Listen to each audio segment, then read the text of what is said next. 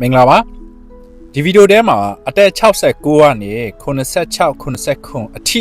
ကိုနီကိုဟာနဲ့ life insurance ဈေးနှုန်းရှောက်လို့ရတဲ့နည်းသမီးကျွန်တော်လုပ်ပြပေးမယ် life insurance ရှောက်မယ်ဆိုလို့ရှိရင်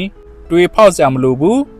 interview လုပ်စရာမလိုဘူးပြီးတော့အိမ်တိုင်ယာရောက်ကျမ်းမာရေးစမ်းစစ်ကြည့်စရာမလိုဘူးအများတော့အဖြစ်ရှောက်ထားတဲ့ရှောက်လွှာတွေကအခုရှောက်ရင်ချက်ချင်းပဲအဖြစ်ရတယ်လက်ခံတာလက်မခံဘူးလားဆိုတာအခုပဲချက်ချင်းအဖြစ်ပေးပါတယ်ဒီဗီဒီယိုရဲ့အောက်မှာလားဗီဒီယိုဘေးမှာလား website link လေးကျွန်တော်ပေးထားပေးမယ်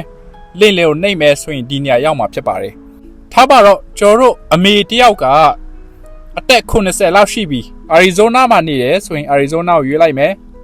ပြီးတော့အသက်က80 benefit plan type ဒီတိုင်းပဲထားလိုက်ပါ level လို့ပဲထားလိုက်ပါ gender ခါကြတော့